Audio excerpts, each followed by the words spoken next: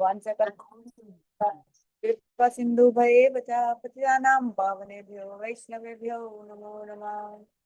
तो हम लोगों ने चैप्टर 1 कंक्लूड कर लिया है। आज हम लोग चैप्टर 1 को एक बार क्विक समरी करेंगे, उसका रिविजिट करेंगे क्या क्या हमने उसमें जाना, मेन मेन जो पॉइंट्स थे। और फिर कल से हम लोग चैप्टर 2 शुरू कर देंगे। चलिए तो स्टार्ट करते हैं। ओके, तो पहला जो वेरी फर्स्ट वर्स है वो धृतराष्ट्र से शुरू हुआ है। 700 वर्सेस है, जैसे अब हम सबको मालूम चल चुका है। और इसका धृतराष्ट्र ने एक ही श्लोक बोला और वो सबसे पहला श्लोक है। तो जो कि हम एक बार फिर डिसाइड कर लेते हैं। धर्म क्षेत्रे कुरुक्षेत्रे समवेता युत्सवा मामका पांडव से किम कुर्वत संजय। तो इसमें क्या था, भारी अर्थ क्या है कि वो पूछना चाह रहे हैं कि मेरे पुत्र और पांडव युद्ध भूमि में एकत्र होकर, मतलब एक इकट्ठे होकर आप क्या कर रहे हैं। बहुत काइंड ऑफ स्टूपिड क्वेश्चन लगता है कि युद्ध भूमि में इकट्ठे तो युद्ध ही करेंगे। लेकिन उनका छिपा हुआ जो प्रश्न है, उनका जो संजय से वो डायरेक्टली नहीं पूछ सकते लेकिन जानना चाहते हैं। उनको डर है क्योंकि हमने डिस्कस किया था कैसे कुरुक्षेत्र धर्म भूमि है, कैसे कुरु महाराज ने यहाँ पर 5 वर्च्यूज को लेकर काइंड ऑफ जोता था कि ये यहाँ जो मरे वो स्वर्ग लोग जाए। और भी बहुत सारे रीजन है कि कुरुक्षेत्र जो धर्म क्षेत्र कहलाता है। परशुराम जी ने भी यहाँ पर यज्ञ किए थे 5 अलग अलग जगहों पर आफ्टर किलिंग द क्षत्रियस। और तो फिर अब उनको डर है कि कहीं धर्म भूमि के प्रभाव से आ गया, मेरे पुत्रों में भी धर्म का प्रभाव ना हो जाए और संधि ना कर लें ये लोग। और दूसरा एक जो पॉइंट था वो था, इन्होंने यूज किया माम कहा। एक्चुअली ये सेम फैमिली है, उनके छोटे भाई के बच्चे हैं पांडव। लेकिन वो पक्षपात, उनकी जो इनर कॉन्शियसनेस होती है ना, वो वर्ड्स में भी आ रहे हैं। तो पक्षपात दिखा रहे हैं कि मेरे और पांडवों पे, इवन दो कलेक्टिवली वो उन्हीं के बच्चे हैं, उनके बड़े पापा हैं ये। लेकिन उनका पक्षपात भी समझ में आता है कि कैसे ये सिर्फ अपने बच्चों का ही भला चाहते थे, इवन दो देवर अधर्मी। अब गीता में एक बात जो हमने मिस की थी वो मैं अभी, गीता में 3 स्तरों पे संवाद होता है। एक है कि संजय और धृतराष्ट्र आपस में बात कर रहे हैं। दूसरा स्तर है कि श्री कृष्ण और अर्जुन आपस में बात कर रहे हैं। और जब हम भगवत गीता पढ़ते हैं तो तीसरा जो कन्वर्सेशन है वो हमारे और भगवान में भी शुरू हो जाती है। अब अगेन अगर नहीं होती ऐसे, तो जैसे मेरी लाइफ जब चेंज हुई, जब मैं क्वेश्चन ढूंढ रही थी, तो मुझे मेरी भगवत गीता से ही चेंज हुई। भगवत गीता से मेरी लाइफ में इतने सारे चेंजेस आए। और हमने शुरुआत में जब शुरू किया था ये एपिसोड, तो हमने देखा था कि और कितने कितने लोगों की लाइफ में भगवत गीता से चमत्कार हुए। तीसरा जो कन्वर्सेशन शुरू हो जाता है वो हमारे और भगवान के बीच में हो जाता है। और ये कन्वर्सेशन जो भगवत गीता ने शुरू किया है, एक दिन हमें भगवान के पास पहुंचा भी देगा। हमारे अपने जो चिदानंद सच्चिदानंद शरीर है, जो कभी मरता नहीं, कभी फिर एक बार जो हमें मिल गया तो जन्म नहीं लेगा, जन्म मृत्यु के चक्कर से छुड़ा के फिर भगवान की नित्य लीला में जो कभी खत्म नहीं होती, जन्म मृत्यु जरा व्याधि के शोकों से दूर करके वहां पहुंचा देगा। सो दिस कन्वर्सेशन जो हमारी शुरू हो रही है भगवान के साथ भगवत गीता के थ्रू, ये हमें भगवान के पास लाकर हमेशा के लिए हमारे दुख दर्दों को मिटा देगा और हमें भगवान की सेवा में नियुक्त कर देगा। 5 संबंध होते हैं, फिर मैं रिपीट कर दूं। एक शांत, जैसे प्रहलाद महाराज का था, वो मेरे भगवान है, मैं उनका दास हूँ। भगवान सब कुछ कर सकते हैं, उनको पानी पिलाने की जरूरत नहीं, उनको खाना खिलाने की जरूरत नहीं, कि उसमें शांत भाव रहता है। और तब भी बहुत उच्च भाव है वो भी। और फिर दूसरा भाव होता है कि आप भगवान के सखा दास बन सकते हो, जैसे हनुमान जी हैं, उसमें आप भगवान की सेवा करते हो हर तरह से। थर्ड होता है साख्य भाव, भगवान के आप फ्रेंड बन सकते हो, जैसे श्री दाम है, दाम है, और थोड़ा ऐश्वर्य युक्त अर्जुन है, और सुग्रीव जी हैं।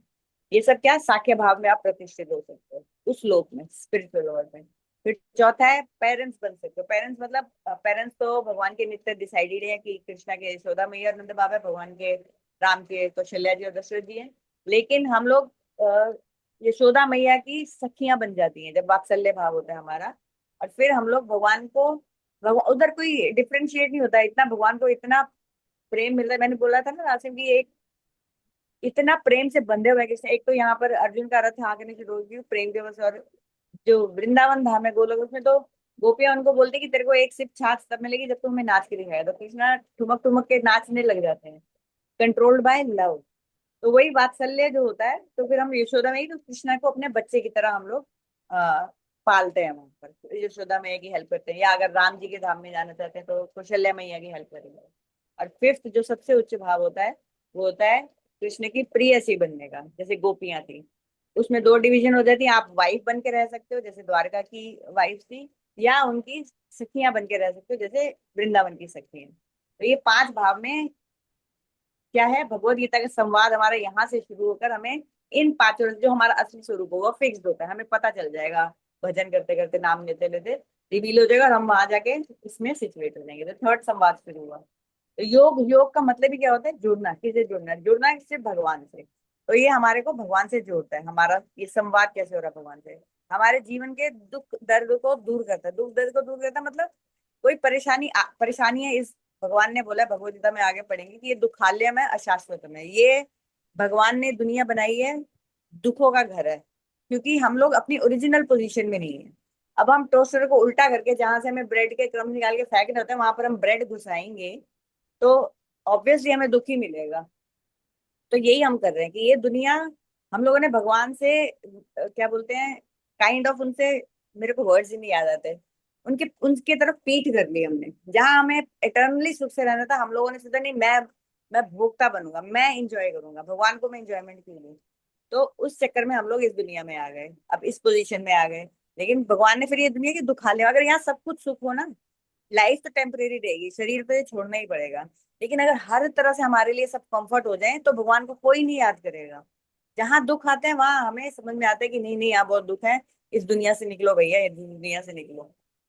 और तो ये भगवान ने बोला दुखालय में शाश्वत है, मैं टेम्परेरी, अगर तुम्हें ठीक है, किसी का लाइफ स्मूथ भी निकल रहा है तो टेम्परेरी है, ना चाहते हुए भी आपको यहाँ से किक आउट कर दिया जाएगा, शरीर छोड़ना ही पड़ेगा। तो ये दुख हम लोगों को भगवान से योग करवाने में हेल्प करते हैं। पॉइंट क्या, हाँ, जैसे हम केमिस्ट की दुकान पे जाएंगे और उसको बोलेंगे 1 किलो चावल दे दो, तो मिलेंगे? नहीं मिलेंगे। क्यों? क्योंकि गलत जगह जा रहे, वो औषधालय है।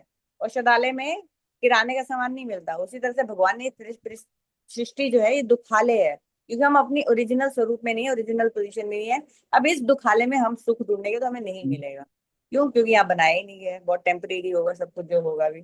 तो हम लोगों के जीवन के विषाद को दूर करता है, हम लोगों को हर चीज को रिकनसाइल करना आता है। जैसे जीवन में परेशानी भी आएगी तो समझ में आएगा, अच्छा ये भगवत गीता में कहा हुआ है कि पुराने कर्मों का फल होता है। हमने कल स्टोरी भी सुनी, और उससे पहले नेक्स्ट लास्ट सैटरडे भी सुनी, स्टोरी सुनी थी कि ऐसे कर्मों से उसका बेटा ही, उसका पुराना दोस्त जिसको मारा था वो उसका बेटा बनकर आया। तो हम लोग उसको रिकनसाइल कर, अच्छा ये मेरे पापों का ही फल है, तो काइंड ऑफ दुख आते भी तो उनको झेलने की शक्ति आ जाती है हमारे को। तो भगवत गीता का ये हमारे संवाद का फल होता है जब भगवत गीता पढ़ना शुरू करते हैं। भगवान मार्गदर्शन करते हैं। आप जब भगवत गीता के आगे बढ़ते जाएंगे, इवन महात्मा गांधी जी बोलते थे, जब भी मैं उनका करेक्टर, कुछ चीजों में आइडियल था, कुछ चीजों में आइडियल नहीं था, लेकिन भगवत गीता में उनको बहुत श्रद्धा थी। तो वो कहते हैं जब भी मुझे किसी चीज में कंफ्यूजन होती है, किसी लाइफ में किसी चक्कर में फंस जाता हूँ, मैं भगवत गीता को रैंडमली खोलता हूँ और कोई ना कोई ऐसा श्लोक निकल आता है जो मेरे क्वेश्चन को आंसर कर देता है। तो व्यक्तिगत मार्गदर्शन भी भगवत गीता करती है। ये मैंने अपनी लाइफ में भी बहुत देखा, और भक्तों से आप मिलेंगे तो देखेंगे सबकी लाइफ में ऐसे होता है। तो भगवत गीता हम लोगों को भगवान के साथ जोड़ देती है। तीसरा कन्वर्सेशन हमारा और भगवान का शुरू हो जाता है जब हम भगवत गीता से जुड़ते हैं। अब नेक्स्ट क्या था, पहला तो हो गया धृतराष्ट्र की चिंता कि कहीं इन्फ्लुएंस ना हो जाए।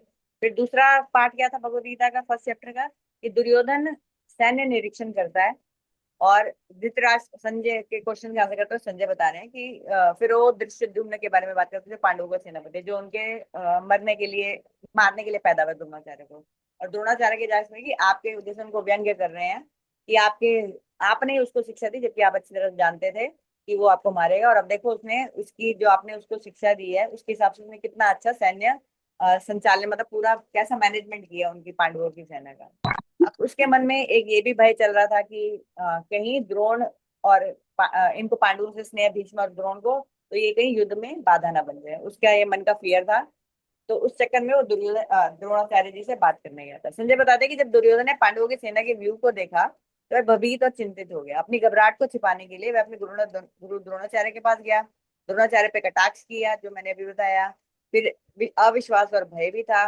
और उसने क्या किया, अपनी ही वाणी में अपने फ्यूचर जो आ रहा है उसको फोरकास्ट भी कर रहा है वो। क्योंकि ऐसा होता है जब कोई काम नहीं बनने वाला होता ना, तो हमारे मुंह से ऐसे शब्द निकलेंगे, ऐसे संकेत आने शुरू हो जाएंगे कि ये काम हम लोगों को काइंड ऑफ थोड़ा और, आप कॉन्शियसनेस इवॉल्व हुई ना, तो आप नोटिस करेंगे कि पहले इंडिकेशन मिलने शुरू होता है। दुर्योधन ने ऐसी दो चीजें की उसने, क्या, एक तो बोला कि अपर्याप्तम, जो हमने डिस्कस किया था। अब बोलना वो ये चाहता था कि हमारा भीष्म जी से रक्षित जो सैन्य बल है पर्याप्त है, और भीम से जो उनका रक्षित है वो इतना पर्याप्त नहीं है। पर उसने बोल दिया उल्टा, कि हमारा तो अपर्याप्त है, उनका पर्याप्त है। कि क्योंकि उसके मन में भय क्या चल रहा था, फीलिंग क्या चल रही कि ये लोगों को पांडवों से भी स्नेह है, ये ऐसे करेंगे। तो उसने उल्टा बोल दिया। तो पहला संकेत हो गया, ये अपने उसको बोला। दूसरा बोला कि मद अर्थे त्यक्त जीविता, ये श्लोक 9 नंबर था। इसका मतलब मेरे कारण वो अपना जीवन भी छोड़ सकते हैं। तो काइंड ऑफ भविष्यवाणी कर रहा है कि ये जीवन छोड़ने वाले हैं मेरी वजह से। क्यों मत छोड़ने वाले? क्योंकि हम हारने वाले हैं। तो ये काइंड ऑफ इंडिकेशन आ रही है उनकी बात, उनकी अपनी वाणी में दुर्योधन की, कि ये युद्ध हारने वाले हैं। फिर उसके बाद शंखनाद हुआ था। सबसे पहले अभी कन्वर्सेशन चल रही थी, उतनी देर में भीष्म पिता ने शंखनाद कर दिया। फिर उसके बाद सब लोगों ने अपने अपने शंख बजाने शुरू कर दिए। अब सीन आ जाता है, फोकस हो जाता है, दुर्योधन की बात खत्म हो गई शंखनाद के बाद। अब अर्जुन और कृष्णा पे फोकस आ जाता है। तो अब क्या हुआ? हाँ, इस चैप्टर को, जो फर्स्ट चैप्टर है, उसका कई लोगों ने नाम दिया सैन्य निरीक्षण योग, क्योंकि उसमें सैन्य का निरीक्षण हो रहा है दुर्योधन द्वारा। लेकिन कई लोगों ने इसका जो मेनली नाम दिया गया अर्जुन विषाद योग, क्योंकि इसमें मेन जो थीम है, अर्जुन वो तो सैन्य निरीक्षण हो गया, लेकिन मेन है कि अर्जुन का विषाद शुरू हो जाता है, कि उसको करुणा से भर जाता है और बोलता है मैं युद्ध नहीं करूंगा। तो इसका दोनों नाम हो सकते हैं चैप्टर के, कई लोग सैन्य निरीक्षण योग बोलते हैं, कई लोग अर्जुन विषाद योग बोलते हैं। अब उन्होंने क्या कहा अर्जुन ने, जब अर्जुन ने कि मेरे युद्ध युद्ध, अभी तो सब जोश में भरे हुए हैं, शंखनाद हो गए, ढोल नगाड़े बज गए। अब उन्होंने बोला मेरे रथ को कहीं बीच में ले जाओ, ताकि मैं देख सकूं मेरे साथ कौन कौन लड़ने के लिए आए गए। वो अपने स्वजनों को नहीं, सिर्फ अपने रिश्तेदारों को नहीं देखने गए थे, बल्कि ये देखने गए थे कि और कौन कौन हमारे युद्ध भावना से इस दुर्बुद्धि दुर्योधन को जिताने के लिए हमारे साथ लड़ने के लिए तैयार हुए। लेकिन जैसे ही उन्होंने अपने गुरुजनों को, बंधुओं को और संबंधियों को देखा, उनका हृदय में करुणा जा, यहाँ से विषाद शुरू हो जाता है, और हृदय जो है विचलित हो गया। अब क्या हुआ? विचलित हो गया तो बोले मेरे अंग कांप रहे हैं, मेरा मुख सूख रहा है, मेरा गंडीव हाथ से सरक रहा है, रोमांच हो रहा है। रोमांच बुरी, बहुत डर लगेगा तब भी हो जाएगा, और बहुत खुशी होगी तब भी रोंगटे खड़े हो जाएंगे। मैं स्थिर नहीं रह पा रहा हूँ, मेरा हृदय विदीर्ण हो रहा है, मति भ्रमित हो रही है, धनुष बाण में धारण करने में अब कठिन हो गई। ये सब उन्होंने सिम्टम्स उनकी बॉडी में प्रकट हो गए, जब उनको भय और करुणा जागृत हो गई। तो उन्होंने फाइनली 4 कारण बताए थे अलग अलग श्लोकों में। एक तो स्वजनों के प्रति करुणा, ना युद्ध करने के 4 कारण, पाप का भय कि पाप लगेगा हमें, अतिता ही है, लेकिन श्रुति स्मृति से, स्मृति, हाँ, श्रुति स्मृति से ऊपर होती है। श्रुति में लिखा हुआ नहीं मारना चाहिए, स्मृति में लिखा भी हुआ अगर मार दो। और कुल क्षय, जब कुल का नाश हो जाएगा तो स्त्रियां भ्रमित स्त्रियां दूषित हो जाएंगी, फिर वर्ण संकर संतानें पैदा होंगी, और फिर उसकी वजह से पितर जो हमारे पूर्वज भी हैं वो भी नरकों में गिर जाएंगे, ऊपर से अपने स्थानों से गिर जाएंगे। ये हो गया, इसी में ही है। अब अर्जुन का विषाद पूर्ण समर्पण की ओर पहला कदम, ये सेकंड चैप्टर में देखेंगे। फाइनली वो सरेंडर कर देंगे कि मुझे कुछ समझ नहीं आ रहा, वो हम पढ़ेंगे कल से, कि क्या करना क्या नहीं करना। और भगवान उसको उनको शिक्षा देनी शुरू करेंगे कि क्या सही है क्या गलत है। अब इसमें ये देखने की बात है कि जो भगवत गीता प्रारंभ है, भगवत गीता शुरू कैसे हुई है? विषाद से। विषाद मतलब दुख से, कंफ्यूजन से। लेकिन ये विषाद जो है हमें निराश नहीं करता। क्यों? क्योंकि इसका जो कंक्लूजन होगा भगवत गीता का, वो हमारी सिर्फ, जो हमारी एक पर्टिकुलर सिचुएशन का विषाद दूर नहीं करेगा, वो हमारी लाइफ ही ओवरऑल सॉर्ट आउट कर देगा। हर चीज का हमें आंसर मिलता जाएगा। जैसे अगर आगे हम जाके श्रीमद् भागवत पढ़ेंगे ना, उसका भी प्रारंभ परीक्षित महाराज के विषाद से ही हुआ था, क्योंकि उनको श्राप मिल गया था कि 7 दिन में मरने वाला है। तो फिर लेकिन एंड क्या हुआ? परीक्षित महाराज तो भगवत धाम को चले ही गए। भागवतम ने कितने लोगों को भगवत धाम पहुंचा दिया, और पहुंचाती रहेगी। रामायण का प्रारंभ भी वाल्मीकि जी के विषाद से हुआ था, क्योंकि एक हंस हंसनी को मार दिया था। वो भी कभी टाइम आया, हम अगर रामायण पढ़ेंगे तो उसमें हम पता करेंगे, जानेंगे। लेकिन अंत क्या हुआ? रामायण ने करोड़ों लोगों, अनगिनत लोगों को भगवत धाम में पहुंचा दिया हुआ है। उसी प्रकार गीता का प्रारंभ भी अर्जुन के विषाद से हुआ, और ये कितने लोगों को भगवत गीता भक्ति में लगा रही है, कोई गिनती नहीं है। तो ये हमारा फर्स्ट चैप्टर की समरी है। लास्ट में कृष्ण अर्जुन ने बोल दिया, बैठ गए वो रथ में, कि अब मैं युद्ध नहीं करूंगा। यहाँ पर सेकंड चैप्टर कंक्लूड होता है। हमारा समय भी हो गया। अब सॉरी, फर्स्ट चैप्टर कंक्लूड होता है, और 7 बज गए, समय हो गया। अब यहीं पर स्टॉप करते हैं। कल सेकंड चैप्टर फर्स्ट श्लोक से पढ़ेंगे। छोटा सा नेक्स्ट वीक में हम लोग छोटा सा, छोटे छोटे क्वेश्चंस का एक गूगल टेस्ट बनाएंगे। ताकि थोड़ा सा रिवीजन हो जाएगा सब में। वो नहीं किसी को जज करना, किसी को नहीं, लेकिन इस वजह से हम लोग, मैं हमारे एक प्रभु जी है सीनियर, वो भी किसी दिन थोड़ा और हम लोग इकट्ठे हो जाए तो एक दिन मैं उनको भी बुलाऊंगी, वो एक दिन ऑनलाइन क्लास देंगे। इतनी सुंदर कथा बोलते हैं वो भी हमारा थोड़ा थोड़ा टेस्ट लेते रहते हैं जो भी ग्रंथ हमें पढ़ाते हैं। तो हम लोगों ना फिर उस चक्कर में रिवीजन करते हैं और फिर हमारा कंसेप्ट और क्लियर हो जाता है। तो एक छोटा सा टेस्ट लेंगे नेक्स्ट वीकेंड में, प्लान कर लेंगे सब लोग मिलकर। चलो, thank you for watching, thank you for joining. फिर कल मिलते हैं। हरे कृष्णा।